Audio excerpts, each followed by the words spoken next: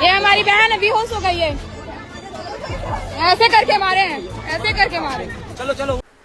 जितने भी मसीह भाई एवं बहन देख रहे हैं सभी को जय मसीह। यह कहानी सिर्फ रायपुर की गलियों में घटी एक हिंसक घटना की नहीं है।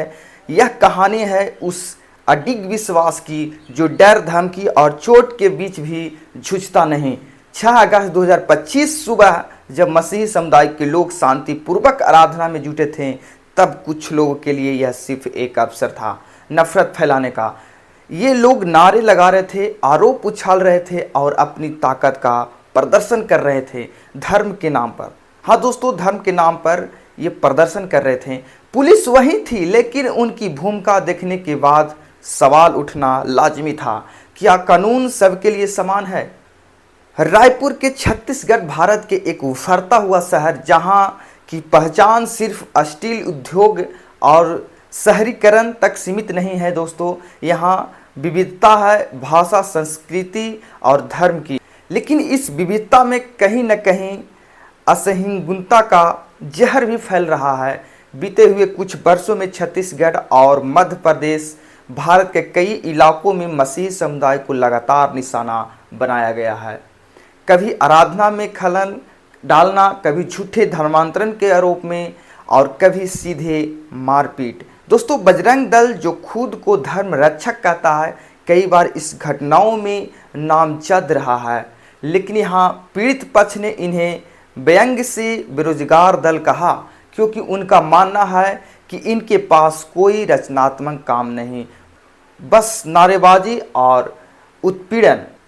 दोस्तों, इस घटना का दिन क्या हुआ था वो बताते हैं। सुबह का माहौल था। 6 अगस्त सुबह रायपुर के एक छोटे चर्च में आराधना चल रही थी। भजन गाए जा रहे थे, लोग हाथ उठाकर प्रार्थना कर रहे थे, बच्चों की हंसी और गीत का स्वर वातावरण में था। भीतर का माहौल पूरी तरह से शांति और श्रद्धा से भरा था दोस्तों।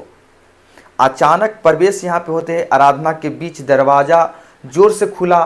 करीब दर्जन भर लोग भगवा पट्टे और झंडे के साथ अंदर घुसे। जैसे कि जानते हैं कि आरएसएस दल के लोग और बजरंग दल के लोग थे।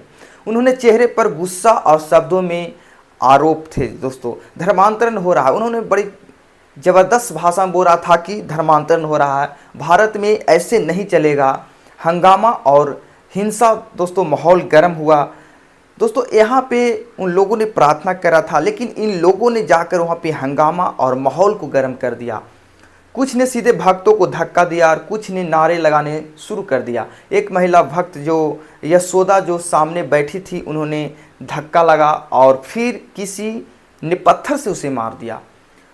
वे वहीं गिर पड़ी और बेहोश हो गए। लोग घबरा गए कि क्या हो रहा है इस चर्च में, ये हमारी बहन है, बेहोश हो गई है, ऐसे करके मारे हैं।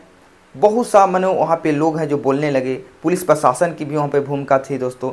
जहाँ आराधना स्थल पर जब यह सब हो रहा था तो पुलिस मौके पर मौजूद थी, क्योंकि पुलिस वहाँ पे थी, लेकिन उन्होंने व्यवहार ने वहाँ मौजूद मसीह समुदाय को गहरे तक झकझोर दिया दोस्तों।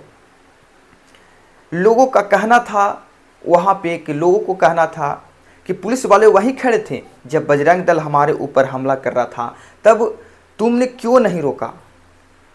पुलिस के पास ये सवाल उठता है दोस्तों। किसी ने मोबाइल से लाइव वीडियो शुरू किया फेसबुक पर। एक महिला पुलिसकर्मी ने मना किया कि वीडियो मत बनाओ, तो उस बहन ने पलटकर कहा, जब वो लोग वीडियो बना रहे थे तब तुमने क्यों नहीं रोका? और इस सवाल ने माहौल को और तना हुआ बना दिया दोस्तों। जब एक वहाँ पे जो दीदी थे वो बोले इस बात को, मुंहतोड़ जवाब दिए पुलिस को कि जब लोग जो घुस के यहाँ पे वीडियो बना रहे हैं, उन लोग अब तो मना नहीं कर रहे हैं, जब हम वीडियो को बना रहे हैं तो अब क्यों मना कर रहे हैं? पीड़ित पक्ष के कई लोग कहते हैं कि पुलिस हमलावरों की तरफ सुझाव दिखा रही थी। मारपीट झेलने वाले मसीह लोग को ही पुलिस थाने ले आए जैसे वही दोषी हो। थाने में भी माहौल तनावपूर्ण था। लोग बैठकर संविधान का हवाला दे रहे थे, हम संविधान के आधार पर लड़ाई लड़ेंगे।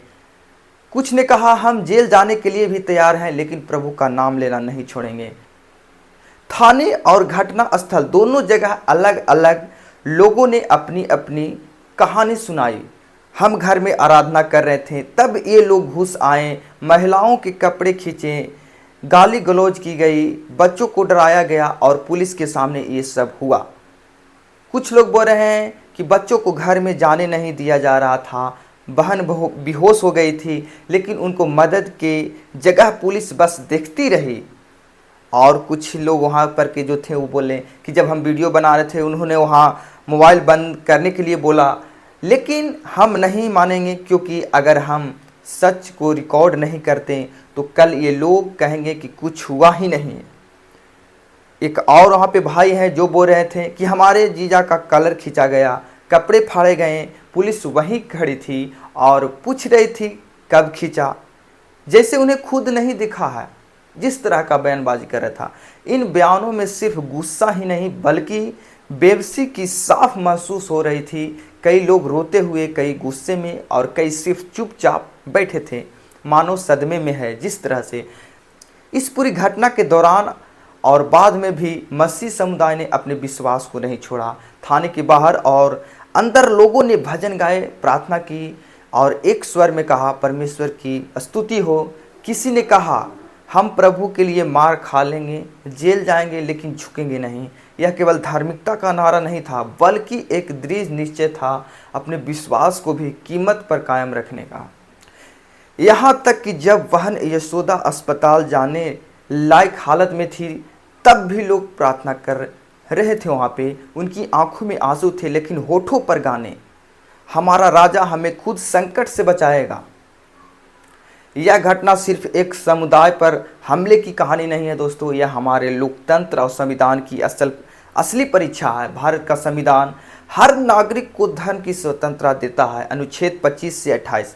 फिर भी ऐसे हमले यह साबित करते हैं कि कानून की किताब और जमीन पर हकीकत में फर्क है। बीते वर्षों में मसीही सभाओं और प्रार्थना स्थलों पर हमलों का पैटर्न हो गया। यह घटना भी उसी श्रृंखला का हिस्सा है। दोस्तों बता दें कि घटना का वीडियो फेसबुक और व्हाट्सएप पर तेजी से फैल गया। जितने भी समर्थन करने वाले लोग लिख रहे थे कि ये भारत के लिए शर्म की बात है, धर्म के नाम पर गुंडागर्दी बंद करो। विरोध करने वाले कुछ लोग इसे झूठ प्रचार कर रहे थे और कह रहे थे कि कोई धर्मांतरण हो रहा था, इसीलिए कार्रवाई हुई। सारे लोग सारे तरह से प्रतिक्रिया दे रहे थे। स्थानीय मीडिया ने खबर चलाई, लेकिन कई चैनलों ने इसे छोटा करके पेश किया।